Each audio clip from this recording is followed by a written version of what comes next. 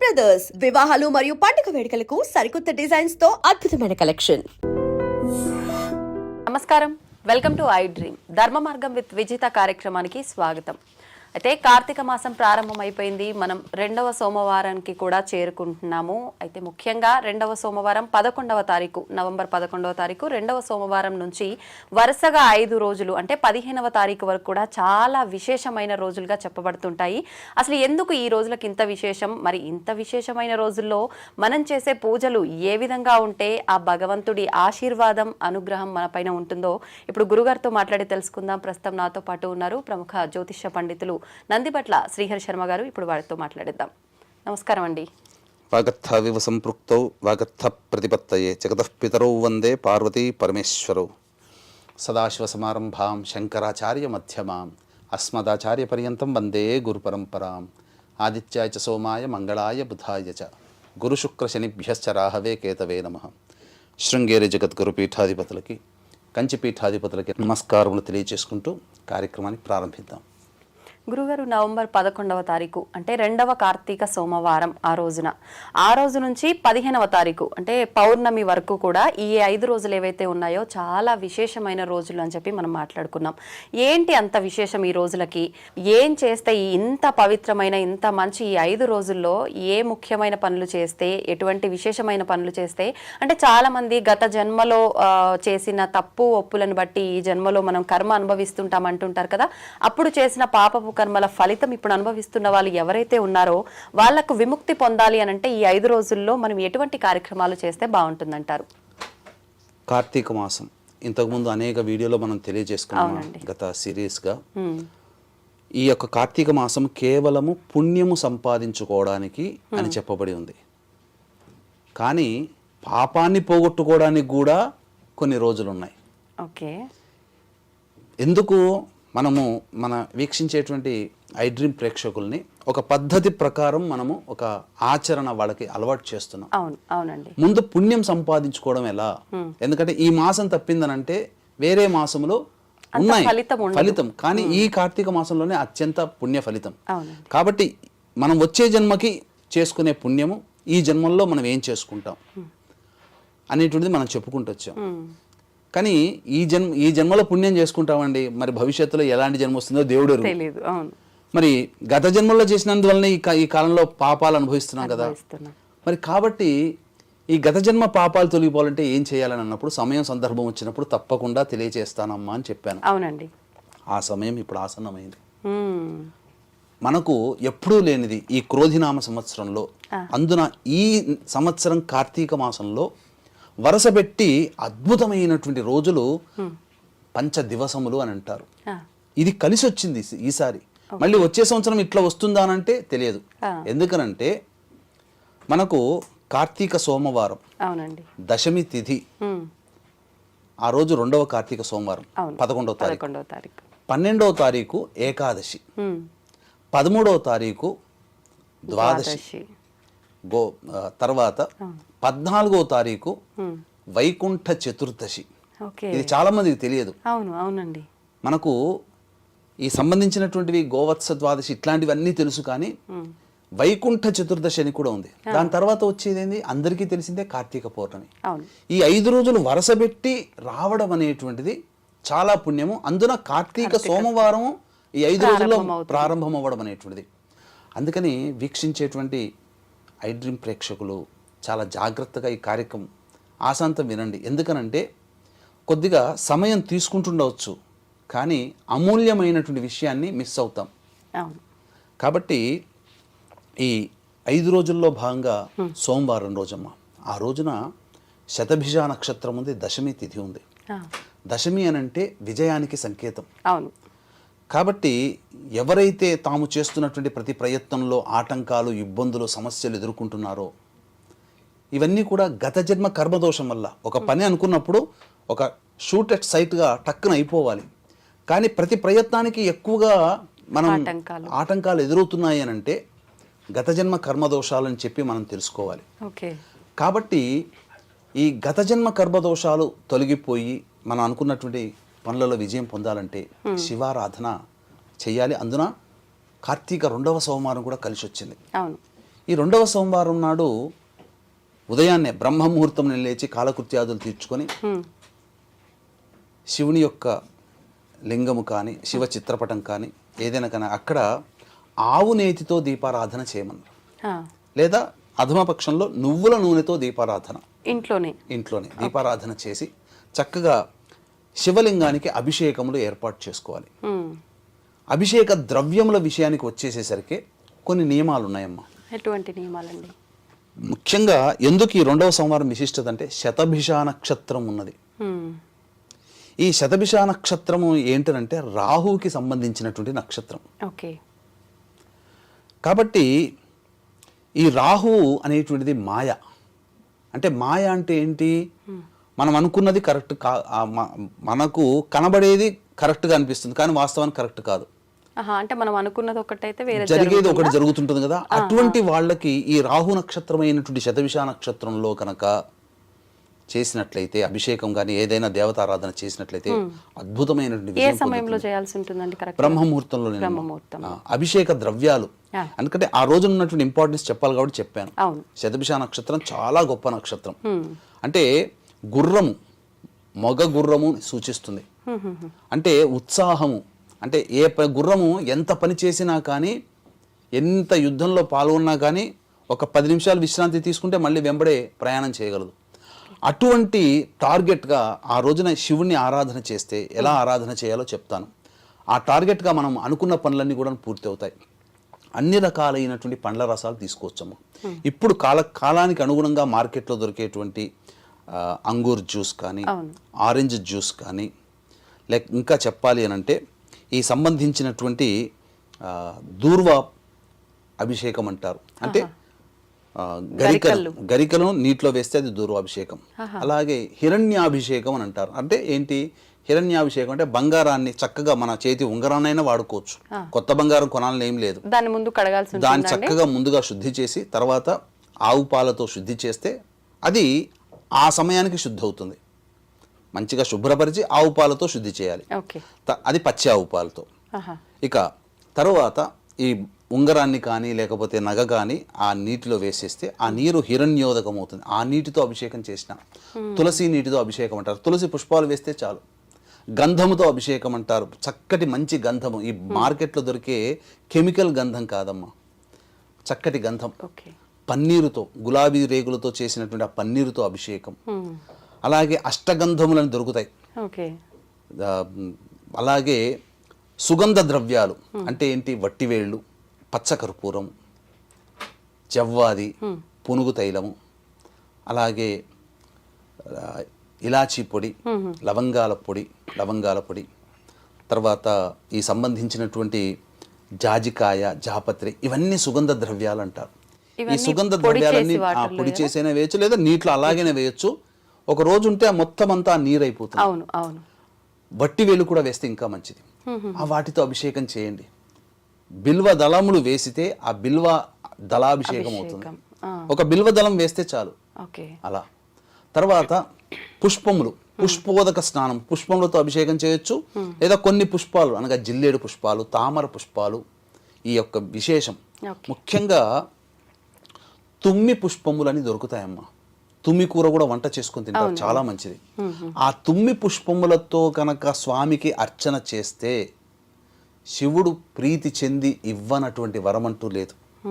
పూర్వకాలంలో తపస్సు చేశాము వరాలు ఇచ్చాడు అని అంటే కేవలం జపం చేస్తేనే కాదమ్మా, ఇట్లాంటి విశేషమైనటువంటి ద్రవ్యాలతో అభిషేకం చేసి ఇలాంటి విశేషమైనటువంటి ద్రవ్యములతో అర్చన చేసినటువంటి వాడికి చాలా గొప్పదైనటువంటి పుణ్యం. కానీ ఇప్పుడు ఈ తుమ్మి పూలు దొరుకుతాయి. పెద్దవాళ్ళని అడిగితే చెప్తారు. తుమ్మి షాపులో దొరుకుతాయి. తుమ్మి అంటే ఎటువంటి కూరగాయల షాపులో అమ్మేవాళ్ళు తుమ్మి పూలు కావాలంటే తీసుకొచ్చి ఇస్తారు. చాలా చిన్నగా ఉంటుంది. ఎలా ఉంటుందనంటే మన పాదము చివర్లో ఉంటుంది కదమ్మా, మడిమలాగా ఉంటుంది. అది పైన చిన్న రెక్కలతో తెల్లగా ఉంటుంది. ఇంతే ఉంటుంది పువ్వు. అదొక్కటి పెట్టినా చాలట కోటి పుష్పాలతో అర్చన చేసిన ఫలితం కలుగుతుంది. అది ఆ విధంగా చేసి చక్కగా ఇంట్లో దీపారాధన, సాయంకాలం సంధ్యా సమయంలో శివాలయంలోకి వెళ్ళి అర్చన జరిపించి ఆ సాయంకాలం శివాలయంలో ఆ రోజున దీపారాధన చేయాలి. ఇది మొదటి రోజు అయిపోయింది. ఏకాదశి 12వ తారీఖు మంగళవారం.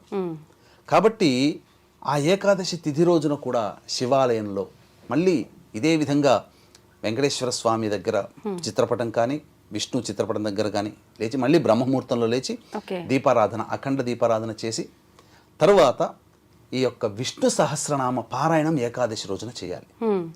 చేసిన తర్వాత ఆ విధంగా విష్ణు సహస్రనామ పారాయణం చేసి ఆ రోజంతా వీలైతే పాలు పండ్లు తీసుకొని ఉడికించినటువంటి కాకుండా పాలు పండ్లు తిని ఉపవాసం ఉండాలి. ఓకే. ఈ ఉపవాసం ఉండిన తర్వాత సాయంకాలం మళ్ళీ సంధ్యా సమయంలో విష్ణు దేవాలయంలోకి వెళ్ళి దీపారాధన చేయాలి. అర్థమైంది కదా? ఇది తర్వాత ఓకే. ఈ ఉపవాసం మరుసటి రోజు ముగించాలా గురుగారు? మరుసటి రోజు కూడా చేస్తే విశేషం. ఎందుకంటే ద్వాదశి తిథి అయింది, అది క్షీరాబ్ది ద్వాదశి అయింది. మనం ఇంతకుముందు వీడియోలో కూడా చెప్పుకున్నాం. అంటే క్షీరసాగర మధురం ఆ రోజున మొదలు పెట్టారు. ఆ ద్వాదశి తిథి రోజున అంటే ఏకాదశికి ఎందుకు విశిష్టత అంటే నిద్ర నుంచి మేల్కొన్నటువంటి విష్ణు భగవానుడు బ్రహ్మ మహేశ్వరుల దేవతల సమూహంతో తులసి వనానికి వెళ్తాడట. ఆ రోజు ద్వాదశి రోజున కృష్ణుడికి తులసికి వివాహం జరుపుతారు, సంధ్యా సమయంలో జరుపుతారు. కాబట్టి కృష్ణుడు మేల్కొనేటువంటి సమయం కాబట్టి ఆషాఢ శుద్ధ ఏకాదశికి ఎంతటా ప్రాముఖ్యత ఉంటుందో కార్తీక మాసంలో వచ్చే ఈ ఏకాదశికి ఉత్థాన ఏకాదశి అని అంటారు, ప్రబోధిన్యేకాదశి అని అంటారు. ఈ ఏకాదశి కూడా విష్ణువు యోగమాయలో నిద్రలోకి వెళితే నిద్ర నుంచి మళ్ళీ మేల్కొనే రోజు ఈ రోజు. ఎంతటి విశేషం! ఈ రోజు నుంచే ఉత్తరాయణ పుణ్యకాలం ప్రారంభమవడానికి సమాయత్తం అవుతుంది. కాబట్టి ఆ రోజున ఏకాదశి రోజున ఆ విధంగా చేయాలి. ద్వాదశి రోజున ఉపవాసం ఉండి సాయంకాలం వరకు కూడా మళ్ళీ పాలు పండ్లు ఇతర పదార్థాలు ఉండి సంధ్యా సమయంలో అంటే సూర్యాస్తం అయిన తర్వాత 48 నిమిషాల మధ్యకాలం ఈ సంధ్యా సమయంలో ఎవరికైనా కానీ అన్నదానము కానీ లేకపోతే ఏదైనా దానములు చేసి వస్త్రదానము అభాగ్యులకి బ్రాహ్మడికి పిలిపించుకుంటే భేష్. ఈ రోజున అందరూ కావలసిన అర్హతలు ఉన్న వాళ్ళే కాబట్టి బీద వాళ్ళకి ఎవరికైనా కానీ అన్నదానం చేయండి, వస్త్రదానం చేయండి, ఏదైనా దానం చేయండి, అవసరమైన వాళ్ళకి ఆ వస్తువు దానం చేయండి. తరువాత మళ్ళీ విష్ణు ఆలయంలో శివాలయంలో చేరి దర్శనం చేసుకొని చంద్రుడిని నక్షత్రాల దర్శనం చేసుకొని ఇంటికి వచ్చి భోజనం చేయండి. అది ద్వాదశి తిథి వరకు ఇది అయిపోయింది కదమ్మా. తర్వాత 14వ తారీఖు రోజున వైకుంఠ చతుర్దశి. ఇది చాలా ప్రాముఖ్యత, దీనికంటూ కూడా చాలా గొప్పదైనటువంటి విషయం ఇది. ఎందుకనంటే ఇది వినాలి, వీక్షించేటువంటి ప్రేక్షకులు కూడా స్కిప్ చేసుకోకండి, ఇది వినండి. ఎందుకనంటే స్వామివారికి సుదర్శన చక్రం ఇచ్చాడు ఈశ్వరుడు ఈ రోజునే విష్ణు చేతిలో ఉండే సుదర్శన చక్రం కదా, అది ఈ రోజున ఇచ్చారు. దానికి అర్ధ వృత్తాంతం కూడా ఉంది. తర్వాత సమస్త పాపములు తొలగేటువంటిది, ముఖ్యంగా వీక్షించేటువంటి ప్రేక్షకులు ఆంధ్ర తెలంగాణ ప్రాంతంలో ఉన్న వాళ్ళు ఉంటారు. గోదావరి నది స్నాన ఫలితము ఈ రోజున చేయడం వల్ల ఎటువంటి పుణ్య ఫలితం కలుగుతుందనేటువంటి విషయాన్ని మీకు తెలియచేస్తాను. తర్వాత ఈ 14వ తారీఖు వైకుంఠ చతుర్దశి చాలా గొప్పదండి. అంటే శివకేశవులకి అభేదము లేదని చాలా సార్లు సందర్భంలో చెప్పుకున్నాం కదా. ఈ కార్తీక మాసంలో శివుడికి ప్రీతికరం, విష్ణువుకి ప్రీతికరం. ఈ శివకేశవులు శివాయ విష్ణు రూపాయ శివరూపాయ విష్ణువే శివస్య హృదయం విష్ణోశ్చ హృదయం శివ. శివుడి రూపంలో విష్ణువు, విష్ణు రూపంలో శివుడు, శివుడి హృదయంలో విష్ణు, విష్ణు హృదయంలో శివుడు ఉంటాడు ఎల్లవేళలా. ఈ ఒక్క రోజున ఏంటి విశిష్టత, ఇద్దరికి ఉన్నటువంటి ప్రాముఖ్యత అనేటువంటి విషయాలు తెలుసుకుందాం. తర్వాత కార్తీక పౌర్ణమి రోజున తెలుసుకుందాం. వీక్షించేటువంటి ఐ డ్రీమ్ ప్రేక్షకులు గమనించాల్సినటువంటిది, ఈ యొక్క కార్తీక పౌర్ణమి సందర్భంగా సాక్షాత్తు పరమేశ్వరుడు త్రిపురాసురులను సంహరించినటువంటి క్షేత్రము త్రిపురాంతకము. ఆ త్రిపురాంతకంలో కార్తీక పౌర్ణమి సందర్భంగా 15వ తారీఖు రోజున మీ జాతకరీత్యా కలుగు విద్య, వివాహ, ఉద్యోగ, దాంపత్య, సంతాన, అనారోగ్య సమస్యలు మరియు శని దోషాల పరిహారార్థమై సర్వదోష నివారణ హోమాలు పర్ హెడ్ 1500 రూపాయలకి సశాస్త్రీయంగా నిజాయితీగా చేయించడం జరుగుతుంది. కాబట్టి అవకాశం ఉన్న వాళ్ళు కార్యక్రమ తదనంతరం కాంటాక్ట్ చేసి పూర్తి వివరాలు తెలుసుకోవచ్చు. వైకుంఠ చతుర్దశి అని చెప్పాను కదమ్మా. అసలు ఈ కార్తీక మాసంలో శివకేశవులకి సంబంధించిన రోజుది. ఎలా చేసుకోవాలి? ఎందుకనంటే మనకు దీనికి ఒక కథ కూడా ఉందమ్మా. కథ కూడా కాదు, జరిగినటువంటిది. ఈ యొక్క వైకుంఠ చతుర్దశి రోజునే విష్ణు భగవానుడు కాశీ యొక్క ప్రాముఖ్యత, కాశీ యొక్క పవిత్రత, వైశిష్ట్యాన్ని తెలుసుకుని ఆ రోజున మణికర్ణికా ఘాట్లో ఒక రోజు ఆ రోజున స్నానం ఆచరించి ఈశ్వరుని పూజించడానికి సమాయత్తమయ్యాడు. సహస్ర తామర పూలతో చేయడానికి సహస్రమయ్యాడు. విష్ణువుని పరీక్షింపదలిచి విష్ణువు యొక్క భక్తి ఏపాడదని చెప్పి ఆ విశ్వేశ్వరుడు మాయారూపముతో ఉండి ఆ సహస్ర పద్మములలో ఒక పత్రాన్ని మాయం చేశాడు. 1000లో ఒక పత్రం. పూజ అన్ని చేసుకున్న తర్వాత ఏర్పాటు చేసుకున్న తర్వాత 999 లెక్క వేస్తుంటే 999 వచ్చాయి. ఒకటి తగ్గిపోయింది. అంతటా విష్ణువు అయ్యో ఒకటి తగ్గిపోయింది, ఇప్పుడు ఎట్లా నేను ఎలా పట్టుకురాగలను చెప్పి సంకోచించి ఇక ఆలస్యం చేయకుండా తన కుడి నేత్రాన్ని ఒక పువ్వుగా వాడి ఈశ్వరుడికి అర్చన చేశాడు. 1000 తామర పువ్వు పుష్పంగా తన కంటినిచ్చాడు. అంతటా ఆ విష్ణువుకు ఉన్నటువంటి అచంచలమైనటువంటి భక్తిని చూసినటువంటి ఆ ఈశ్వరుడు సంతోషించి ఈ యొక్క సమస్త భూమండలమే కాదు సమస్త విశ్వంలో కూడా ఎదురు లేనటువంటి సుదర్శన చక్రాన్ని బహుమతిగా ఆ యొక్క విష్ణువుకి ఈశ్వరుడు అందించాడు మణికర్ణిక ఘాట్లో. అందుకే మీకు అనేకమైనటువంటి ఫొటోస్లలో సుదర్శన చక్రము విష్ణువుకే స్వయంగా ఈశ్వరుడు ఇస్తున్నట్టుగా ఉంటుంది. చాలా మంది అది విష్ణువుకి ఏదో వచ్చింది అనుకుంటారు, కానీ ఈశ్వరుడు ఇచ్చాడు. అంతటి గొప్పదైనటువంటి రోజు ఆ ఇచ్చినటువంటి రోజు వైకుంఠ చతుర్దశి అనగా కార్తీక మాసంలో. కార్తీక మాసంలో విష్ణువే శివుడి ప్రీతి కోసమై కాశీలోని మణికర్ణిక ఘాట్లో ఈశ్వర ఆరాధన చేశాడు. మరి విష్ణువే ఆరాధన చేసినప్పుడు మనలాంటి వాళ్ళం ఎందుకమ్మా? కాబట్టి వైకుంఠ చతుర్దశి అనేటువంటిది ఇక్కడ ఎందుకు భేదం లేదన్నంటే కాశీలో ఇప్పటికీ కూడా శివకేశవుల్ని ఆ రోజున గొప్ప పండుగగా కాశీలో జరుపుకుంటారు. పూర్వజన్మ పుణ్యవశాత్తు కాశీలో ఒక స్థలం అనేటువంటిది మనకు లభించింది. ఎందుకనంటే అది పూర్వజన్మ పుణ్యవశమేనమ్మా. అది భవిష్యత్తులో ఒక 40 గదులుగా చక్కగా అందరికీ ఉపయోగపడే విధంగా 40 గదులుగా ఒక భవన నిర్మాణం అది క్షేమేశ్వర్ ఘాట్లో ఉందమ్మా. కేదార మందిరానికి చాలా దగ్గరలో ఉంది, మన తెలుగు వాళ్ళకి దగ్గరలో. అది ఈశ్వరాజ్ఞ, ఈశ్వర సంకల్పమే. కాశీ విశ్వేశ్వరుడు స్థానం ఇచ్చాడు నాకు. అక్కడ ఖచ్చితంగా భవిష్యత్తులో 40 గదులు అనేటువంటిది ఏర్పాటు చేస్తాను. అందరికీ కూడా ఉపయోగపడాలి కాశీ విశ్వేశ్వర సన్నిధానంలో. ఎందుకు ఇంత చెప్తున్నంటే కాశీలో చాలా వైభవోపేతంగా ఈ కార్తీక మాసంలో వైకుంఠ చతుర్దశి 14వ తారీఖు రోజున జరగబోతుంది. అద్భుతంగా చేస్తారు. మనం కూడా మన ఇంట్లో సామాన్యంగా చేసుకోవచ్చు. ఇప్పుడు ఆయన తామర పూలతో చేశాడు విష్ణుమూర్తి, మనం ఆ రోజు ఏ రకంగా చేయాలి మరి? చక్కగా చెప్తానమ్మా. ఈ యొక్క వైకుంఠ చతుర్దశి రోజున కాశీలో పంచగంగా ఘాట్ అని ఉంటుంది. అక్కడ దీపారాధన చేస్తే సమస్తమైనటువంటి దోషములు తొలగిపోతాయమ్మా. గత జన్మ కర్మ దోషాలు కూడా తొలగిపోతాయి. ఇక మనం ఎలా చేయాలి? ఎందుకనంటే ఆచారము అనేటువంటిది కాకుండా ఇది సాంప్రదాయంగా వస్తున్నటువంటిది, నియమంగా వస్తున్నటువంటిది. శివకేశవుల్ని ఈశ్వరుని విష్ణువి పటాలని ఇంట్లో పెట్టుకోవాలి. వైకుంఠ చతుర్దశి రోజున బ్రహ్మముహూర్తంలో లేచి చక్కగా స్నానం ఆచరించి ఆవు నేతితో దీపారాధన చేసి తులసి పుష్పాల మాల విష్ణువుకి, బిల్వ పత్రాల మాల ఈశ్వరుడికి ఇవ్వాలి. కానీ ఎలా ఇవ్వాలి? అక్కడ ఏం చేయాలంటే మొట్టమొదలు తులసి పుష్పాల మాలని శివుడి చిత్రపటం ముందు పెట్టాలి. బిల్వ పత్రాల మాలని విష్ణు చిత్రపటం ముందర పెట్టాలి. తర్వాత దీపారాధన అవన్నీ చేస్తాం కదా. చేసిన తర్వాత శివ సహస్రనామ పారాయణం, విష్ణు సహస్రనామ పారాయణం చేయాలి. చేసిన తర్వాత అప్పుడు ఏంటనంటే శివకేశవులకి మిత్రత్వం ఉంది, భేదము లేదు, శత్రుత్వం లేదని తెలపడం కోసం ఇది వైకుంఠ చతుర్దశి రోజున చేస్తారు. అంటే శివాలయంలో ఉన్నటువంటి తులసి పుష్పాల మాలని తీసుకొని వెళ్ళి విష్ణువుకి సమర్పిస్తారు. విష్ణువు ఆలయంలో ఉన్నటువంటి మారేడు పత్రాల మాలని శివుడికి సమర్పిస్తారు. ఆ విధంగా శివుడి దగ్గర ఉన్నటువంటి తులసి పుష్పాల మాలని మీరు ఆ యొక్క వెంకటేశ్వర స్వామి కానీ విష్ణువు కానీ వేయాలి. ఆ విష్ణువు దగ్గర ఉన్నటువంటి బిల్వపత్ర మాలని బేల్పత్రి అంటారు, ఈశ్వరునికి సమర్పించాలి. ఇది వైకుంఠ చతుర్దశి రోజున చేసేటువంటి పని. ఆ రోజున ఇది చెయ్యాలి. తర్వాత వైకుంఠ చతుర్దశి రోజున ఒక సమయం ఉంటుంది. చతుర్దశి తిథి నిషీధి సమయం అని ఉంటుంది. ఆ నిషీధి సమయంలో మళ్ళీ శివ సహస్రనామం, విష్ణు సహస్రనామ పారాయణం చేయాలి. నిషీధి సమయం అంటే మధ్యరాత్రి.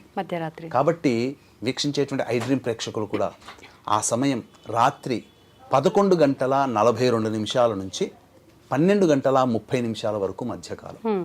ఆ సమయంలో ఇవి రెండు పూర్తి చేసి ఉన్నట్లయితే ఆ వైకుంఠ చతుర్దశి రోజున జాగరణం చేసినటువంటి ఫలితం కూడా లభిస్తుంది. ఆ తరువాత 15వ తారీఖు రోజున మళ్ళీ బ్రహ్మముహూర్తంలో లేచి కాలకృత్యాదులు తీర్చుకొని మళ్ళీ ఆవు నేతితో దీపారాధన చేసి కార్తీక పౌర్ణమి సందర్భంగా దీపారాధన చేయాలి. ఇప్పుడు మీరు చెప్పినట్టుగా ఈ మాలలు ఇవన్నీ మనం ఇంట్లోనే శివుడి ఫోటో దగ్గర పెట్టి విష్ణుమూర్తి ఫోటో దగ్గర లేదు, శివాలయంలో శివుడికి దగ్గర పెట్టినటువంటి అంటే శివుడికి పెట్టకూడదు, శివుడి యొక్క గర్భగుడిలో శివుడి ముందు పెట్టినటువంటి తులసి మాలను తీసుకుని వెళ్ళి విష్ణువుకి ఇవ్వాలి. విష్ణువు దగ్గర ఉన్నటువంటి పాదాల దగ్గర పెట్టకూడదు, విష్ణువు పక్కన ఆ చేతికి లేదా ఆ విష్ణువు చేతికి అంటించండి. చేతికి అతికిస్తే ఆ చేతికి తగిలినటువంటి బిల్వపత్రాల మాలని శివుడి యొక్క శివాలయంలో ఇవ్వండి. అలా అయినా చేయొచ్చు, మన ఇంట్లోనైనా చేసుకోవచ్చు. ఈ విధంగా మళ్ళీ కార్తీక పౌర్ణమి రోజున ఆ విధంగా మళ్ళీ ఈ జ్వాలాతోరణం సాయంత్రం చేస్తారు. ఆ జ్వాలాతోరణం గుండా కుటుంబ సభ్యులందరూ ఆ జ్వాలాతోరణం గుండా వెళ్ళండి, 3 సార్లు తిరగండి. ఆ విధంగా సకల దోష భయ దోషాలు తొలగిపోతాయి. ముఖ్యంగా కార్తీక పౌర్ణమి రోజున దీపారాధన చేయాలి. ఈ దీపారాధనలో మనకు 360 ఒత్తులే వాడాలి. మళ్ళీ ఇట్లాంటివి ఎన్నిసార్లు 720 ఒత్తులు వాడాలి యాక్చువల్గా. కానీ చాలా మంది 365 చేయకూడదు. 360 ప్లస్ 60 360 720. తర్వాత ఎన్ని ఒత్తులతో దీపారాధన చేయాలి, ఎలాంటి ఆరాధన చేయాలి, తర్వాత పాత దీప ప్రమిదల్ని వాడవచ్చా, దీపారాధనలో ఉన్నటువంటి విశేషం ఏంటి, ఏ ఒత్తులతో ఎటువంటి దీపారాధన చేయాలి అనేటువంటికి సంబంధించినటువంటిది ప్రోగ్రాం వీక్షించేటువంటి ప్రేక్షకులు కూడా మరి యొక్క ప్రోగ్రాం వస్తుంది ఈ కార్యక్రమంలోనే. ఈ 15 రోజుల్లోనే మళ్ళీ దీనికి సంబంధించినటువంటి కంటిన్యూటీ వీడియో ఇంకొకటి ఉంటుంది. కార్తీక పౌర్ణమి రోజున ప్రత్యేకంగా ఎటువంటి దీపారాధన చేయాలనేది ఆ వీడియోలో మనం తెలుసుకుందామా. అవకాశం ఉంటే ఈ 15వ తారీఖు రోజున త్రిపురాంతకంలో జరిగేటువంటి సర్వదోష నివారణ పూజల హోమాల్లో మీ గోత్రనామాలు నమోదు చేసుకోవచ్చు. గురుగారు, కార్తీక పౌర్ణమి రోజు దీపారాధనకి చాలా విశిష్టమైన రోజు అని చెప్తూ ఉంటాము. ఎందుకు అంత విశిష్టత, ఆ ప్రాముఖ్యత ఏంటి, దీపారాధన ప్రాముఖ్యత తెలియజేయండి. కార్తీక పౌర్ణమి మనకు ఈ క్రోధినామ సంవత్సరం 2024 సంవత్సరంలో నవంబర్ 15వ తారీఖు రోజున వచ్చింది. ఆ రోజున భరణీ నక్షత్రంతో కూడుకొని మధ్యరాత్రి కృత్తికా నక్షత్రం 10 గంటల 50 నిమిషాల తర్వాత ప్రవేశిస్తుంది.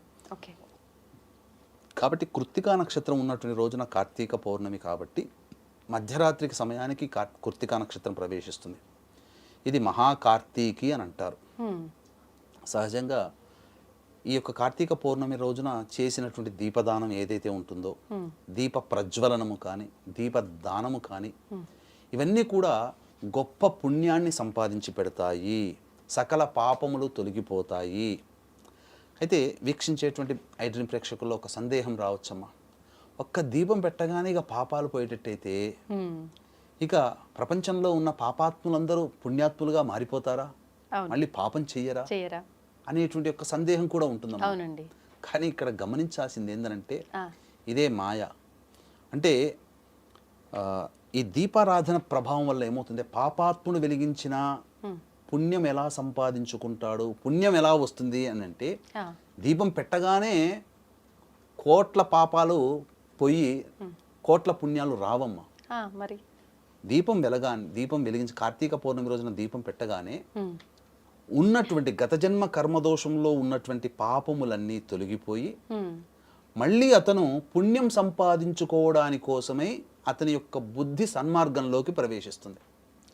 తద్వారా అతను మంచి పనులు చేస్తాడు, ఈ జన్మలో అతను పుణ్యం సంపాదించుకుంటాడు, మంచి పనులు చేయడానికి ఒక మార్గం వస్తుంది. అంతే తప్ప దీపం పెట్టగానే ఇంకా పుణ్యాలే వస్తాయి, ఏదో విక్రమార్క సినిమాలో లచ్చిందేవి వస్తున్నట్టుగా కాదు. మనకు కావాల్సింది ఏంటంటే అప్పటి వరకు చేసినటువంటి పాపాలు తొలగిపోతాయి.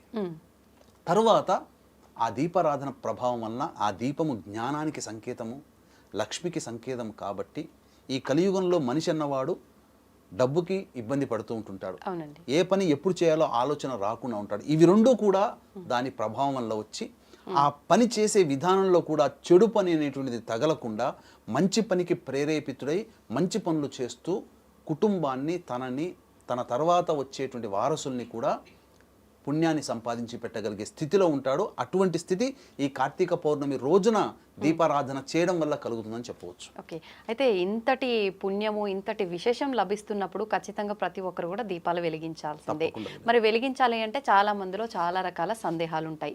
ముఖ్యంగా ఆ రోజు 365 ఒత్తులు అని చెప్పి వెలిగిస్తుంటారు. అసలు నిజంగా ఆ రోజు వెలిగించే ఈ దీపారాధనకి ఎన్ని ఒత్తులు ఉపయోగించాలి, ఎటువంటి ఒత్తులు ఉపయోగించాలి గురుగారు? ఈ యొక్క సంబంధించినటువంటి కార్తీక పౌర్ణమి రోజున దీపారాధన చేసేటప్పుడు కొన్ని నియమాలను పాటించాలమ్మా.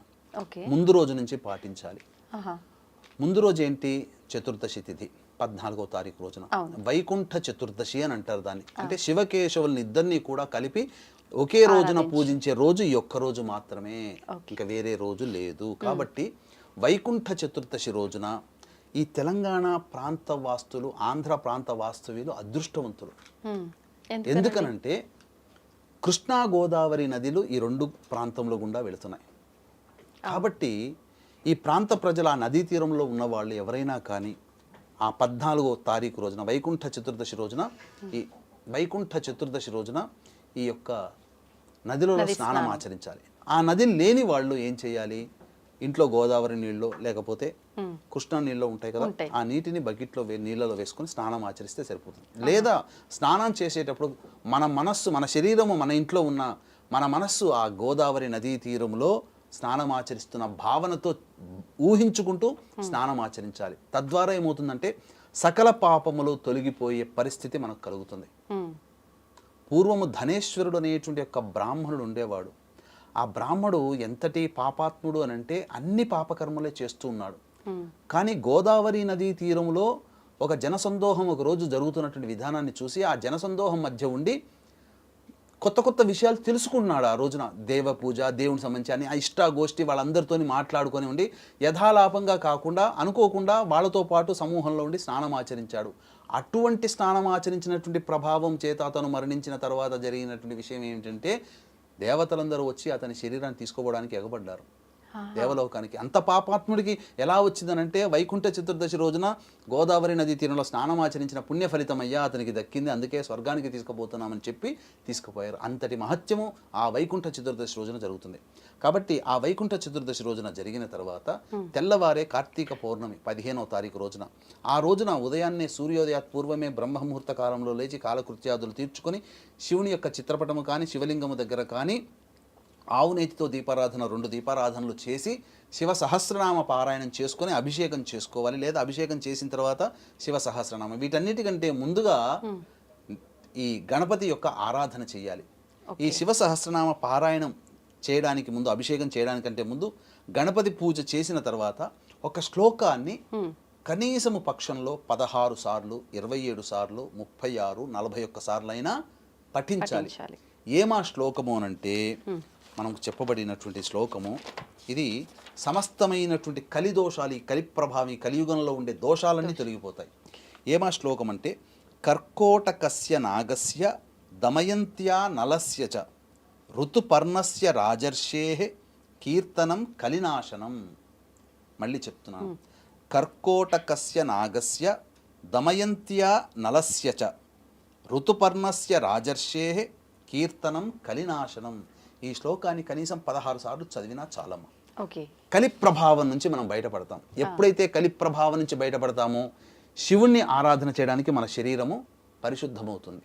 అప్పుడు గణపతి పూజలో భాగంగా సంకల్పం చేసుకొని శివుడికి అభిషేకం జరుపుకొని తరువాత శివ సహస్రనామ పారాయణం ఆ కార్తీక పౌర్ణమి రోజున చేయాలి. వీలైతే ఆ రోజు ఉపవాసం ఉంటే చాలు. లేదా ఉండలేమండి అనుకున్నటువంటి వాళ్ళు భోజనం చేయవచ్చు. మళ్ళీ సాయంకాలం సంధ్యా సమయం అన్నప్పుడు సూర్యాస్తమయం నుంచి 45 నిమిషాలు ప్రదోషకాల పుణ్య సమయం. ఆ సమయంలో దీపారాధన చేయాలి. అయితే స్నానానికంటే ముందు మళ్ళీ స్నానం ఆచరించవచ్చు. ఏది దీపారాధన కంటే ముందు స్నానం ఆచరించవచ్చు. లేదా కాళ్ళు చేతులు కడుక్కొని పుక్కి నుంచి నూనె వేసినా చాలు. కానీ స్నానం చేస్తే మరీ విశేషం. ఇక సాయంకాలం స్నానం ఆచరించి సూర్యాస్తమయం పంచాంగంలో చూస్తే తెలుస్తుంది, సుమారు 6 గంటల 3 నిమిషాలకి సూర్యాస్తమయం ఉంది. 6 గంటల 3 నిమిషాల నుంచి 45 నిమిషాల మధ్య కాలము ఇది ప్రదోషకాల సమయం. ఈ ప్రదోషకాల సమయంలో 720 ఒత్తుల్ని వెలిగించాలి. 365 అంటారు కదా, దీనికి ప్రమాణం కూడా ఉందమ్మా. మనకు బాగా మనం గమనించుకున్నట్లయితే మనకు ఈ ఇంగ్లీష్ నెలలు వచ్చిన తర్వాత 365 రోజులుగా ఉన్నది. కానీ మన ప్రమాణం ఏంటి? పాడ్యం నుంచి పౌర్ణమికి 15, మళ్ళీ పాడ్యం నుంచి అమావాస్య వరకు 15, 30, 12 మాసములు. 12 × 3 ఎంత? 360. అంతే కదా. మనం ఇంగ్లీష్ ప్రకారం ఉంటున్నాం కాబట్టి 365 లెక్కేసుకుంటున్నాం. కానీ మన సంస్కృతి ప్రకారము 360 రోజులే. తర్వాత మనిషి జీవించిన తర్వాత ఎక్కడో ఒక చోట పుడతాడు. ఆ పుట్టిన సంబంధించిన లగ్నం, ఈ 12 లగ్నాలని కలుపుకుంటే 360 డిగ్రీలు. ఒక్కొక్క లగ్నంలో 30 డిగ్రీలు ఉంటుంది. 12 డిగ్రీలు ఇంటూ 360, 30, 360 డిగ్రీలు. మనం కార్లో వాడేది 360 డిగ్రీస్ కెమెరా, అంటే అన్ని రకాలుగా చూడవచ్చు కార్లో. అంతేకాని 120 డిగ్రీస్ కెమెరా, 180 డిగ్రీస్ కెమెరా లేదు కదా. Back camera, front camera. కానీ 360 డిగ్రీస్ కెమెరా ఎందుకు వాడుతున్నాం? చుట్టుపక్కల అన్ని చుట్టుపక్కల మనం చూడవచ్చు. ఇదే సర్వము ఉన్నటువంటిది 360 డిగ్రీలు. ప్రపంచవ్యాప్తముగా 360 డిగ్రీలు, అది మనకు కాన్సెప్ట్. కాబట్టి ఈ 360 ఒత్తులని వెలిగించాలి వాస్తవానికి. కానీ 2 ఒత్తులు ప్రతిరోజు మనిషి దీపారాధన, 2 ఒత్తులు దీపారాధన చేయాలి. అందుకని 360 + 360 720. ప్రతిరోజు 2 దీపారాధనలు చేయాలి కదా. అందుకని ఏ రోజున కూడా దీపారాధన చేయలేకపోతే కార్తీక పౌర్ణమి రోజున 720 ఒత్తులు చేయాలి. అందరూ 365 ఒత్తులు అని చెప్పి ప్యాకెట్లు కొనుక్కుంటున్నారు, తప్పండి. 720 ఒత్తులు, ఇది శాస్త్ర ప్రమాణం అమ్మ. ఇప్పటి వరకు చాలా మందికి తెలియనిది, అంటే సగమే ఆచరిస్తున్నాం. చాలా మంది చేసే తప్పు దీపారాధనలో ఇది. అందుకని ఆ యొక్క సమయంలో చక్కగా ఎలా దీపారాధన చేయాలి అని అనుకుంటే, ఆ ధ్వజస్తంభం దగ్గర కానీ, దేవాలయంలో, లేదా దీపాలు వెలిగించే ప్రదేశంలో కానీ, లేదైనా ఒక మంచి శుద్ధమైనటువంటి ప్రదేశంలో చక్కగా అలికి, ఆవు పేడతో అలికి, లేదా పసుపు కుంకుమ నీళ్ళతో కానీ అలికి, చక్కగా దాని మీద అష్టదళ పద్మం వేయాలి. ఈ అష్టదళ పద్మం వేసిన తర్వాత అందులో ముఖ్యంగా ప్రతి దళములో కూడా దీపము పెట్టి, మధ్యలో ఏదైతే ఉంటుందో అందులో 720 ఒత్తుల దీపారాధన చేయాలి. మధ్యలో అష్టదళ పద్యంలో మధ్యలో ఒక దీప ప్రమిద పెడతాం కదా, ఆ మధ్యలో 720 ఒత్తులు. శక్తి ఉంటే ఆ అష్టదళం వేసినప్పుడు ఒక్కొక్క దళం ఉంటుంది కదా, 8 దళాలు కదా, ఆ 8 దళాలలో కూడా మామూలుగా దీపారాధన చేయొచ్చు ప్రమిదలు పెట్టి. లేకపోతే పసుపు కుంకుమ, తర్వాత అక్షితలు, పూలు పెట్టవచ్చు. ఆ 8 దళములలో మధ్యలో ఈ యొక్క 720 ఒత్తులు దీపారాధన. ఇది శివాలయంలో చేయొచ్చు, ఇంట్లో చేయాలి. శివాలయంలో చేయవచ్చు, ఇంట్లో చేసుకోవచ్చు, విష్ణు ఆలయంలో చేసుకోవచ్చు. శక్తి ఉంటే ఖచ్చితంగా 3 ప్రదేశాలలో చేయండి. ఇంట్లో, శివాలయం, విష్ణు ఆలయం చేస్తే సమస్తమైనటువంటిది విధంగా మనకు దీపారాధన ఫలితం దక్కుతుంది. పూర్వజన్మ కర్మదోషం తొలగిపోతుంది. ఇప్పుడు ఆ ఒత్తులు మనం చెయ్యాలా? ఏ ఒత్తులు వాడాలి? ఆ 720 వెలిగించేటప్పుడు ఏ నూనెని వాడాలి? ఈ ఒత్తులు మనం స్వయంగా చేసుకోవచ్చు, లేదా షాప్లోనే తీసుకోవచ్చు. ముఖ్యంగా ప్రాముఖ్యత కలిగినటువంటిది పత్తితో చేసినటువంటి ఒత్తి చేయవచ్చు. ఆ పత్తితో చేయవచ్చు. ఒత్తుల్లో కూడా కమలం అంటే తామర ఒత్తులు, జిల్లేడు ఒత్తులు, తర్వాత అరటి నారతో చేసినటువంటి అరటి ఒత్తులు, ఇవి చాలా శ్రేష్టం. తర్వాత పత్తి ఒత్తులు, ఇవి చేయవచ్చు. మరి ఇప్పుడు ఏ ఒత్తితో ఎటువంటి ఫలితం ఉంటుందంటారు? మనకు దాంపత్య సమస్యలు తొలగిపోవాలన్నా, లక్ష్మీ ప్రాప్తి కలగాలన్నా తామర ఒత్తులతో చేయాలి. ప్రయోగ బాధలు, శత్రు బాధలు పోవాలంటే ఈ సంబంధించినటువంటి జిల్లేడు ఒత్తులతో చేయాలి. సంతాన వృద్ధి, కుటుంబ వృద్ధి కావాలనుకుంటే అరటి నారతో చేసిన ఒత్తులు చేయాలి. తర్వాత పత్తి ఒత్తి సర్వ ఉపద్రవాలని శమింపచేస్తుంది ఆ పత్తి ఒత్తి ద్వారా. అన్నిట్లో కల్లా ఏది శ్రేష్టం? అన్ని శ్రేష్టమే, అన్ని శ్రేష్టమే. అన్ని కలిపి కూడా చేయవచ్చు, తప్పులేదు. ఇక నూనె విషయంలోకి వచ్చేసేసరికి ఆజ్యము, గోఘృతము. ఆజ్యము వేరు, గోఘృతం వేరు. ఆజ్యం అంటే అజహ అంటే మేక, మేక పాలతో వచ్చినటువంటి నెయ్యే ఆజ్యము అవుతుంది. చాలా మంది ఆజ్యం పట్టుకరండి, ఆజ్యం పట్టుకరండి అంటారు. ఆజ్యం అంటే మేకతో పాలతో వచ్చిన నెయ్యి, కానీ గోఘృతము అనాలి. ఘృతము అంటే ఆవు పాలతో వచ్చినటువంటి ఆవు నెయ్యి. ఆ ఘృతము చాలా శ్రేష్టము. ఇక దీపారాధన చేసేటప్పుడు ఆ ఒత్తుల్లో ఆ దీపారాధన అని నూనెని అమ్ముతారమ్మా బ్రాండులు పెట్టి. అవునండి. అవన్నీ మడ్డ నూనె, ఎముకల నుంచి తయారు చేసినటువంటి నూనెలు, ఇవన్నీ కూడా మహాపాపము. కాబట్టి అది చాలా తక్కువ ధరకు దొరుకుతుంది. అవును. కాబట్టి మనం కక్కుర్తిపడి అసలైనది కాకుండా దీపారాధన నూనె, దీపాన్ని వెలిగించే నూనె అమ్ముతున్నారు షాపు వాళ్ళు, ISI బ్రాండు, అగ్మార్క్ బ్రాండు అని చెప్పి పెడుతున్నారు. అవన్నీ పెట్టినా అవి వచ్చేదంతా ఎముకల వ్యర్థంలో నుంచి తయారైనటువంటి నూనెలే. ఓకే. వాడదలిస్తే అసలైన శుద్ధమైనటువంటి ఆవు నెయ్యి లేదా శుద్ధమైనటువంటి నువ్వుల నూనె వాడవచ్చు. ఈ యొక్క నూనెల్లో అవిసె నూనె వాడమన్నది శ్రేష్టత అనంటే ఈ సంబంధించినటువంటి ఆవు నెయ్యి, నువ్వుల నూనె మాత్రమే. రెండవది మధ్యపక్షంలో కొబ్బరి నూనె వాడవచ్చు, ఆముదం నూనె వాడవచ్చు, అలాగే ఈ సంబంధించినటువంటి వేరుశనగ నూనె కూడా మధ్యంగా వాడవచ్చు అని చెప్పింది. కానీ శ్రేష్టం అన్నప్పుడు ఆ రెండే. విప్ప నూనె కూడా వాడవచ్చు. ఈ దీపారాధన నూనెకి ఇలాంటి నూనెనే వాడాలని చెప్పబడలేదు. కానీ శ్రేష్టము అన్నప్పుడు శ్రేష్టమే తీసుకోవాలి. అది అందరూ బాగా చదువుతారు కానీ ఫస్ట్ క్లాస్ స్టూడెంట్ వాడండి అని అంటే వాడినే గుర్తిస్తారు, కానీ అందరూ బాగా చదివే వాళ్ళని గుర్తించరు కదా. అట్లాగే ఆవు నెయ్యి లేదా నువ్వుల నూనె శ్రేష్టం. అయితే గురుగారు, ఇప్పుడు దీపారాధన చేస్తున్నాం, బానే ఉంది. అయితే ఈ దీపారాధన చేసేటప్పుడు ఇంట్లో చేస్తే గనక ప్రమిదలు ఉంటాయి, మనం ఒకేసారి కొనుక్కొచ్చుకుంటాము, వాటిని మళ్ళీ నెక్స్ట్ ఇయర్ క్లీన్ చేసి వాటిలో దీపారాధన చేస్తూ ఉంటారు చాలామంది. కొంతమంది అంటుంటారు లేదు ఇవి వాడకూడదు, ఒకసారి వాడినవి మనకు మస్ అయిపోయినాయి అంటే మళ్ళీ అవి పనికిరావు దీపారాధనకి, మళ్ళీ కొత్తయే వాడాలి అని చెప్పి. ఇది మూఢనమ్మకం అని చెప్పాలా, నిజంగా ఇది శాస్త్రంలో ఉందా, అసలు ఏంటనేది తెలియదు. కానీ ఈ ప్రమిదల విషయంలో చాలా సందేహాలు ఉన్నాయి. సందేహాలు కాదమ్మా, ఈ ప్రమిదల విషయంలోనే మీడియా పరంగా వాదోపవాదాలు ఒకళ్ళ మీద ఒకళ్ళు చేసుకుంటున్నారు. అవును. కాబట్టి దీనికి సందేహ నివృత్తికి మనం తప్పకుండా తెలియజేసుకుందాం. ఎందుకంటే దీని ద్వారానైనా కానీ అందరికీ ఈ ప్రమిదల విషయంలో సందేహ నివృత్తి కావాలి. వీక్షించేటువంటి ఐడ్రీమ్ ప్రేక్షకులకి గమనిక, ఈ కార్తీక పౌర్ణమి సందర్భంగా పరమేశ్వరుడు సాక్షాత్తు త్రిపురాసురులను సంహరించిన క్షేత్రము త్రిపురాంతకం. ఆ త్రిపురాంతకంలో జాతకరీత్యా కలుగు విద్య, వివాహ, ఉద్యోగ, దాంపత్య, సంతాన, అనారోగ్య సమస్యలు మరియు వృషభ, మిథున, కర్కాటక, సింహతుల, వృశ్చిక, మకర, కుంభమీన రాశిలో జన్మించిన వారికి శని దోషములు ఉన్నాయి. కాబట్టి వీటిని పూర్తిగా సర్వదోష నివారణ పూజలు, హోమాలలో భాగంగా ఈ సర్వదోష నివారణ పూజలు అనేటువంటి జరిపించడం జరుగుతుంది. పర్ హెడ్ 1500 రూపాయలు. అవకాశం ఉన్న వాళ్ళు కార్యక్రమ తదనంతరం కాంటాక్ట్ చేసి పూర్తి వివరాలు తెలుసుకోవచ్చు, మీ గోత్రనామాదులు నమోదు చేసుకోవచ్చు. ఇక మనం ఈ ప్రమిదల విషయంలోనమ్మా శాస్త్రంలో ఎక్కడైనా కానీ ఇప్పుడు ఇంట్లో ఇత్తడి ప్రమిదలు ఉంటాయి, వెండి ప్రమిదలు ఉంటాయి, రాజులైతే ధనవంతులైతే బంగారు ప్రమిదలు. ఒకసారి వాడి మళ్ళీ దాన్ని పడేయరు కదా, మళ్ళీ శుద్ధిగా కడుక్కుంటాం.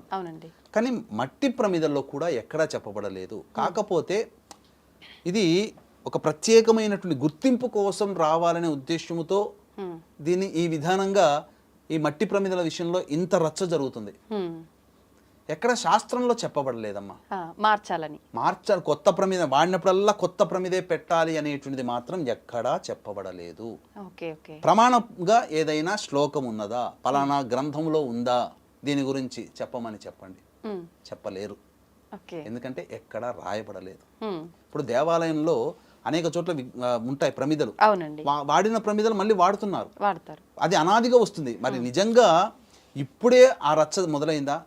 మనకన్నా ఇప్పుడు మనకున్న జ్ఞానము సముద్రంలో ఒక చుక్కంత, కానీ మన తాత ముత్తాతలు ఇప్పుడు మనం సాంప్రదాయాన్ని పాటిస్తున్నా ఇంతకి 100 కాదు కోట్ల రెట్ల సాంప్రదాయంగా ఉన్నవాళ్ళు పాతకాలం మనుషులు. మరి ఆ పాతకాలం మనుషులు చెప్పనటువంటి విషయాన్ని ఇప్పుడే ఎందుకు మనం చర్చించుకోవాలి? వాళ్ళు చెప్పేవాళ్ళు కదా, అప్పుడే రాసి గ్రంథాల్లో రాసేవాళ్ళు కదా. మరి అప్పుడు మట్టి ప్రమిదలే ఉన్నాయి, ఇతర ప్రమిదలు ఎక్కడ ఉన్నాయి? అంతగా దొరికిందా? మట్టి ప్రమిదలు, అరే ఈ ప్రమిద వాడిన తర్వాత దీన్ని మళ్ళీ వాడకూడదు అని అక్కడ రాసేవాళ్ళు కదా, గ్రంథస్థం చేసేవాళ్ళు కదా. గ్రంథస్థం చేసిన విధానం ఎక్కడుంది? ఎక్కడా లేదు. కాబట్టి ఆ మట్టి ప్రమిదల్ని ఇంతకుముందు వాడినే కూడా వాడవచ్చు, కానీ శుద్ధి చేసుకోవాలి, మంచి నీటిలో శుద్ధి చేసుకోవాలి.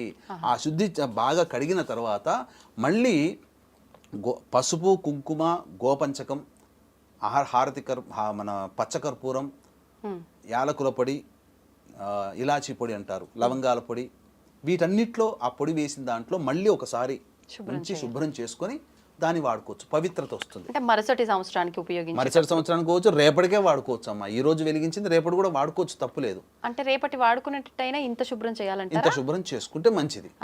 శుభ్రం పరుచుకోవాలన్నారు. మసి అంతా తీసుకోవాలప్పుడు ఏదైనా కానీ దీపారాధన చేసేటప్పుడు ఆ విధంగా అట్లనుకుంటే దేవాలయంలో ఎన్నో మట్టి ప్రమిదల్లో దీపాలు చేస్తారు. ప్రతిదీ కొత్తది, ఎప్పుడు ఎక్కడ ఏ ఆచారము లేదు. అయితే గురుగారు ఇప్పుడు దేవాలయంలో ఇంట్లో విషయానికి వస్తే ఈ రకంగా చేశాం. దేవాలయం అన్నారు కాబట్టి ఇప్పుడు నేను వెళ్ళాను అనుకోండి, నాకన్నా ముందు వెలిగించిన ఆవిడ వెలిగించిన ప్రమిదలో ఒక్కొక్కసారి మొత్తం దీపం అది కొండెక్కక ముందుకే ఉన్న నిప్పులా అలా ఉన్నప్పుడే దాన్ని పక్కన పడేసి దాంట్లో నేను వెలిగించటము ఇలా చాలా మంది చేస్తుంటారు. లేదు అని అంటే మీరు క్లీన్ చేస్తేనే బాగుంటుంది, ఆ మసిగా ఉన్నప్పుడు వెలిగించకూడదు. తను వెలిగించి అది ఆరిపోయిన తర్వాత అదే ప్రమిద తీసుకొచ్చి నేను వెలిగించటము ఇలా చేస్తుంటారు చాలా మంది. అది కరెక్ట్ పద్ధతి అంటారా? ఆరిపోయిన తర్వాత మళ్ళీ వెంబడే మళ్ళీ చేయడం అనేటువంటిది తప్పమ్మ. అయితే ఇక్కడ ఒకటి ఏంటనంటే దీపారాధన విషయంలో చాలా మందికి అనేక సందేహాలు ఉన్నాయి. దీపారాధన చేయవచ్చు, చేసిన తర్వాత ఎవరైతే చేసి వెళ్ళిపోతారో ఆ కొండెక్కేటువంటి దీపాన్ని మళ్ళీ చమురు పోసి అనగా నూనె కానీ నెయ్యి కానీ వేసి ఆ దీపాన్ని మళ్ళీ యథాతథంగా వెలిగించేలాగా చూడవచ్చు. ఒక్కసారి దీపం కొండెక్కిన తర్వాత మళ్ళీ శుభ్రపరచుకొని కానీ మళ్ళీ చేయకూడదు. అది అయితే ఇప్పుడు అక్కడ వేరే వాళ్ళు వెలిగించిన దీపం కొండెక్కే సమయంలో ఉంటే మనం మళ్ళీ ఆయిల్ వేసి చేయొచ్చు అన్నారు కదా, మనం వెలిగించిన ఫలితం వస్తుందా అక్కడ మళ్ళీ? ఇక్కడ చాలా మందికి ఒక సందేహం ఏంటంటే దీపారాధన చేసేవాళ్ళు ఉంటారు, కొనుక్కొని చేసేవాళ్ళు ఉంటారు. కొంతమంది కొనుక్కోలేని శక్తి కూడా ఉంటుంది, కొంతమందికి కొనుక్కోవాలని ఉన్నా దొరకదు. అటువంటి సందర్భంలో ఏంటంటే ఆ దీప ప్రజ్వలన చేసే సమయంలో ఆ సమయాన్ని మనం ఉన్న ఆ దీప కాంతిని మనం చూసినా ఆ దీపము వెలిగించడానికి కావలసినటువంటి సామాగ్రి కానీ మనం ఇచ్చినా ఆ దీపం కొండెక్కకుండా జాగ్రత్తగా పూర్తిగా అయిపోయేంత వరకు మనం ఉండి దాన్ని పరిరక్షించిన దీప ప్రజ్వలన చేసిన పుణ్యఫలం మనకు దక్కుతుంది. ఇప్పుడు కొంతమంది దీపం వెలిగించి వెళ్ళిపోతారు, ఆ కొండెక్కకుండా చూసుకున్నా కానీ ఆ దీపం ప్రమిద ఫలితం అది. ఓకే. అయితే ఇప్పుడు ఈ 365 ఒత్తుల కాన్సెప్ట్ ఎవరైతే ప్రతి సంవత్సరం పాటించుకుంటూ వస్తున్నామో, అంటే ఇప్పుడు మీరు చెప్తే తెలిసింది 720 అని, కానీ ప్రతి ఒక్కరు పాటించేది 365. ఇది ఇంట్లో ఒక్కరు యజమాని చేస్తే సరిపోతుందా? ప్రతి ఒక్కరు ఇంట్లో 4 ఉంటే 4 వెలిగిస్తుంటారు, 5 ఉంటే 5 వెలిగిస్తుంటారు. ఇలా వెలిగించాలంటారా మనిషికి ఒక కట్టలాగా? ఎవరి వ్యక్తిగతంగా వాళ్ళు చేసుకుంటే మంచిది. రుణానుబంధ రూపేణ పశుపత్ని సుతాలయ, రుణం ఉంటేనే భార్య పిల్లలు ఇవన్నీ ఉంటాయి. కాబట్టి యజమాని చేస్తే అందరికి వస్తుందా అని కాదు, ఎవరికి వాళ్ళు చేసుకుంటే వాళ్ళ జాతక కర్మ దోషాలు, వాళ్ళ గత జన్మ కర్మ దోషాలు పోతాయి. ఒక్క తల్లి చేసినా తండ్రి చేస్తే పిల్లల దోషాలు ఎలా పోతాయి? తాను చేసిన పరిహారంలో పోతాయి అంతే తప్ప ఈ ప్రత్యేకంగా ఈ దీపానికి మాత్రం ఎవరికి వాళ్ళు చేసుకుంటే ఉత్తమం. లేకపోతే అందరి తరపున తల్లిదండ్రులు ఎవరైనా చేయొచ్చు. అయితే ఇంకా ఉసిరికాయ దీపాలని చెప్పి పిండి దీపాలని చెప్పి కూడా వెలిగిస్తుంటారు ఆ రోజు. వీటి వల్ల ఫలితం ఎలా ఉంటుంది, ఏం ఫలితం ఉంటుంది? ఉసిరిక దీపము, నిమ్మకాయ దీపం అనేటువంటిది అనాదిగా వస్తున్నటువంటిది. ప్రత్యేకించి ఉసిరిక దీపం అనేటువంటిది ఈ యొక్క కార్తీక మాసంలో చేస్తారు. అయితే చాలా మంది చేసేది ఏంటంటే దాంట్లో ఉసిరికనంతా కత్తితో కానీ దేనితోనైనా కానీ పైన అంతా తొలిచి అందులో ఉన్న బీజమును కూడా తీసేసి లోపల ఆవు నెయ్యి పోసి అప్పుడు దీపాన్ని వెలిగిస్తారు. కానీ చాలా చోట్ల శాస్త్ర ప్రకారము లేదా శాస్త్రంలో ఇలానే వెలిగించాలని చెప్పలేదు. కానీ ఈ ఉసిరిక దీపం వర్ణించినటువంటి పద్ధతి కనుక చూస్తే ఆవు నేతిలో తడిపినటువంటి బొడ్డు ఒత్తి ఉంటుంది కదా, ఆ బొడ్డు ఒత్తిని ఉసిరిక మీద పెట్టి దీపాన్ని వెలిగించేవాళ్ళు. ఏమాత్రం శాస్త్రంగా అది ఆ ఉసిరిక దీపాన్ని వెలిగించే వర్ణనలో కథలో ఈ విధంగా ఉంది. అంతే తప్ప ఇలాగే దీపారాధన ఉసిరికకి ఇలా చేయాలని ఎక్కడా చెప్పబడలేదు. కాకపోతే వర్ణనలో ఉంది కాబట్టి దాన్ని ప్రామాణికంగా తీసుకొని దానిపైన ఎటువంటి విధానంగా చెక్కు తీయకుండా లోపల ఉన్న బీజం తీయకుండా దాని ఉసిరికగానే ఉంచి బొడ్డు ఒత్తిని ఆవు నేతిలో నింపి ఆ బొడ్డు ఒత్తితో దీపారాధన ఆ ఉసిరిక మీద చేస్తే దీపారాధన ఆ విధంగా చేయవచ్చు. కానీ గురువుగారు ఉసిరి చెట్టుని ఉసిరికాయని విష్ణుమూర్తి స్వరూపంగా భావిస్తాం మనం. తులసికి విష్ణుమూర్తి లాగా భావించి ఉసిరికి కళ్యాణం కూడా చేస్తుంటాం ఈ మాసంలో. మరి విష్ణుమూర్తి పైన పెట్టి వెలిగించిన భావన వస్తుందేమో అని చెప్పి కొంతమంది అంటుంటారు. ఉసిరికాయ పైన దీపం ఇది కరెక్ట్ కాదు అంటుంటారు. దాని గురించి ఇక్కడ ఉసిరిక అనేటువంటిది అమలక వృక్షం కింద వనభోజనం చేయమన్నారు, ఉసిరిక చేయమన్నారు అని అంటే అందునుంచి వచ్చేటువంటి ఏదైతే వాయువులు ఉంటాయో ఆ వాయువుల వల్ల ఈ యొక్క కార్తీక మాసంలో కానీ తర్వాత వచ్చే మాసాల్లో వచ్చే రోగములు రుగ్మతలు తొలగించడానికి ఆ వాయువుని పీల్చడం ద్వారా ఉంటుంది. ఉసిరికని అనేటువంటిది వృక్షం ఎక్కడ వివాహం లేదమ్మా. తులసి వివాహం ఉంది. తులసి ఉసిరి కార్తీక పౌర్ణమి రోజు పెట్టి చేస్తుంటారు కదా గురుగారు. పూజ చేస్తారు, వివాహం కాదు అది, పూజ చేస్తారు. Okay okay. తులసికి ఇక్కడ తులసి అనేటువంటిది ఆ అమలక దానం అనేది చెయ్యాలి, సాలగ్రామ దానం చెయ్యాలి. ఓకే.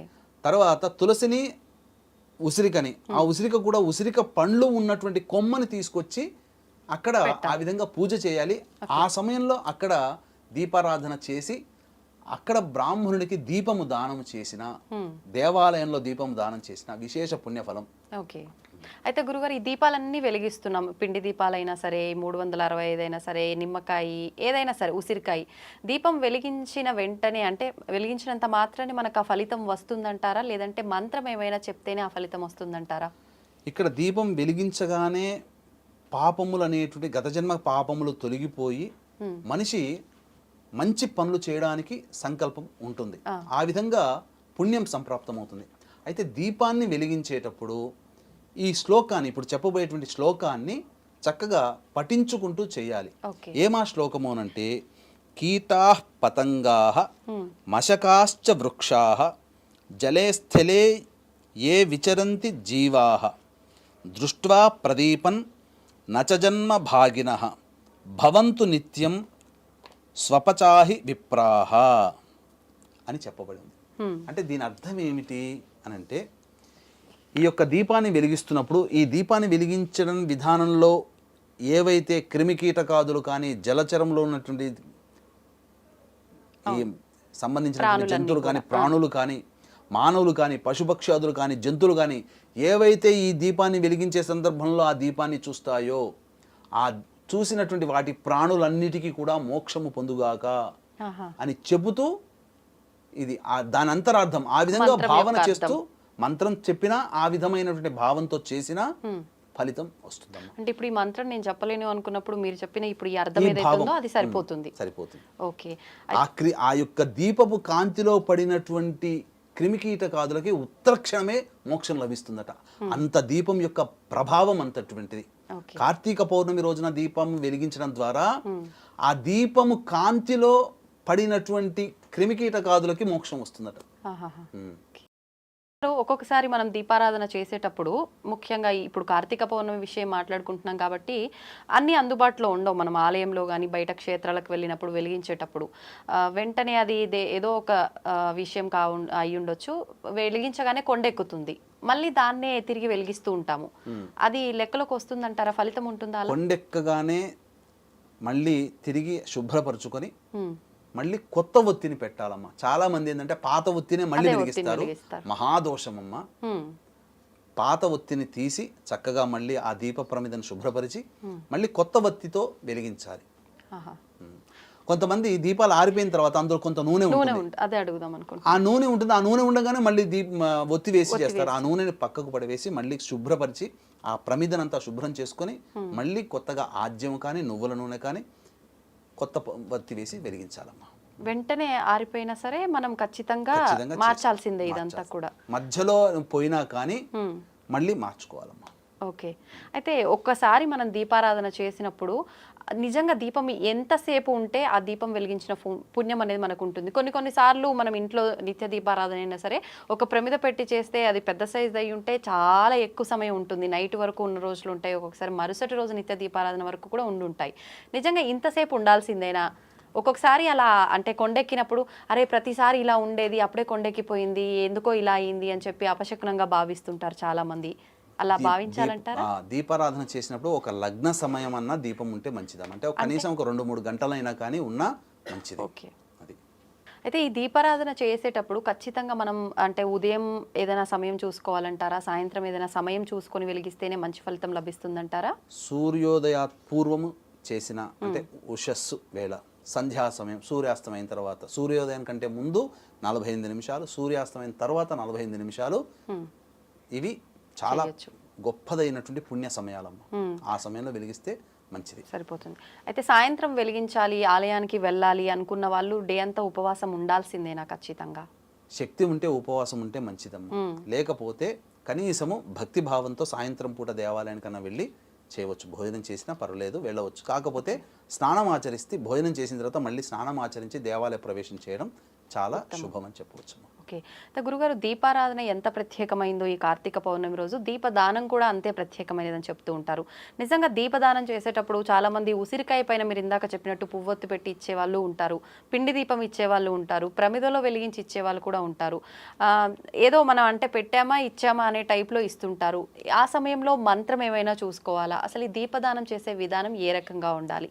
ఈ కార్తీక పౌర్ణమి రోజున దీపదానం చేసేటప్పుడు తులసి చెట్టు దగ్గర అష్టదళ పద్మం వేసి దీపము పెట్టిన తర్వాత మనం ఇవ్వాల్సినటువంటి దీపాలని 2 దీపాలైనా కానీ బ్రాహ్మడికి వదిలిస్తే ఆ దీపాలని అందులో స్వచ్ఛమైన ఆవు నేతి వేసి 2 ఒత్తులు కానీ 3 ఒత్తులు కానీ వేసి దీపారాధన చేసి అప్పుడు సంకల్పం చెప్పుకోవాలి. బ్రాహ్మణుణ్ణి తూర్పు వైపున ఫేస్ ఉండేట్టుగా పెట్టి ఇచ్చేవాళ్ళు పశ్చిమం అంటే పడమరముగా ఆపోజిట్గా కూర్చొని ఆ బ్రాహ్మడికి పాద ప్రక్షాళన అవన్నీ చేసిన తర్వాత అలంకరణకి గంధము, స్వేద తీరడానికి గంధము అవన్నీ ఇచ్చిన తర్వాత గణపతి పూజ మరి తర్వాత సంకల్పం చేసుకొని జ్ఞాన వృద్ధికి, చక్షుదోష నివృద్ధికి, కంటి సమస్యల నివారణకి, పుణ్యాన్ని సంపాదించుకోవడం కోసం ఈ యొక్క దానం చేస్తున్నానని సంకల్పం చేసుకొని ఇచ్చే వాళ్ళకి నేను ఈ పలానా గోత్రజుడికి, పలానా వ్యక్తికి, పలానా పేరు కలిగినటువంటి బ్రాహ్మడికి నేను దానం చేస్తున్నానని చెప్పుకోవడం, పలానా గోత్రంలో పుట్టిన వాడిని పలానా పేరు నాది నేను ఇస్తున్నానని చెప్పుకొని ఆ విధంగా 3 సార్లు ఇచ్చాను అని చెప్పడం,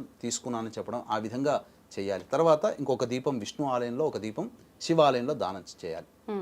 తర్వాత జ్వాలాతోరణం ఉంటుంది, ప్రతి శివాలయంలో చేస్తారు. ఆ జ్వాలాతోరణం కూడా కుటుంబ సమేతంగా 3 మార్లు దాటి వచ్చి ఆ విధంగా ప్రదక్షిణ చేస్తే చాలా అపమృత్యు భయ దోషాలు తొలగిపోతాయన్నమాట. ఇప్పుడు 2 ఒత్తులు వేసి అన్నారు కదా గురుగారు, 2 ప్రమిదల్లో 2 ఒత్తులు వేయాలా? ఒక ప్రమిదలో 2 ఒత్తులు? 3 ఒత్తులు కలిపి ఒకటి.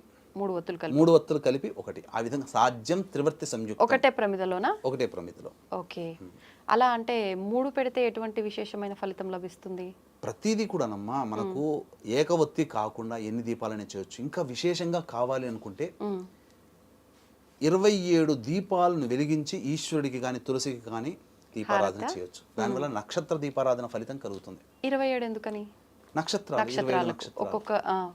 ఓకే. ఆ విధంగా 27 ప్రమిదలు దీపాలు పెట్టి స్వామివారికి దీప నైవేద్యం చేసిన ఆ యొక్క శివాలయంలో 27 దీపాలు వెలిగించిన, నక్షత్ర దీపాలు వెలిగించిన ఫలితం దక్కుతుంది. కొంతమంది వాళ్ళ వయస్సు ఎంత ఉందో అన్ని పిండి దీపాలు చేసి వెలిగిస్తుంటారు గురుగారు. ఇది నిజంగా ఉందా శాస్త్ర ప్రకారంగా? ఇవన్నీ కాలక్రమేణా వచ్చినటువంటి ఆచారాలు, తంత్రములు అంటారు, అంటే చిట్కాలు ఇవన్నీ. అవన్నీ ఏమీ లేదమ్మా. ఇన్ని వయసున్న వాళ్ళు ఇంత వయసు ఇన్ని ఒత్తులు పెట్టాలనేది ఏమీ లేదు. కాకపోతే 720 ఒత్తులు మాత్రం ఖచ్చితంగా కార్తీక పౌర్ణమి రోజున చేయాలి. సాలగ్రామ దానం కూడా చేస్తుంటారు కదా గురుగారు. సాలగ్రామ దానం చేయాలి. దానివల్ల విష్ణు సాయుధ్యం కలుగుతుంది. ఓకే. ఇప్పుడు బ్రాహ్మణులకి ఈ దీపదానం చేసేటప్పుడు వాళ్ళకి స్వయం పాకం కూడా ఇవ్వాల్సి ఉంటుందా? స్వయం పాకం ఇస్తే మంచిది. లేదు భోజనార్థమే దక్షిణ ఇవ్వవచ్చు. దానం చేస్తున్నప్పుడు దక్షిణ, స్వయం పాక దానం ఇవ్వలేకపోతే ఆ దక్షిణతో పాటు మళ్ళీ బ్రాహ్మడికి స్వయం పాక దక్షిణగా కొంత ఇవ్వవచ్చు. సంతోషం గురుగారు. నిజంగా కార్తీక పౌర్ణమి రోజున దీపారాధనకి ఎంతో విశేషమని ప్రతి ఒక్కరికి అవగాహన ఉన్నా చాలా రకాల సందేహాలు అయితే ఉంటుంటాయి. మనం స్టార్టింగ్లో చెప్పుకున్నట్టుగా ఎలా చేయాలి ఏంటి అని ప్రతి సంవత్సరం చేసేదైనా కూడా చాలా సందేహాలు ఉంటాయి. అవన్నీ కూడా చాలా చక్కగా క్లియర్ చేశారు గురుగారు. ధన్యవాదాలు. వీక్షించేటువంటి ప్రేక్షకులు కూడా ఆ త్రిపురాంతక క్షేత్రంలో సర్వదోష నివారణ పూజలు పర్ హెడ్ 1500కి చేయించడం జరుగుతుంది. అవకాశం ఉన్న వాళ్ళు ఈ కార్తీక పౌర్ణమి నవంబర్ 15వ తారీఖు రోజున జరుగుతుంది. గోత్రనామాలు నమోదు చేసుకోవచ్చు. సర్వం శ్రీ ఉమామహేశ్వర పరబ్రహ్మార్పణమస్తు.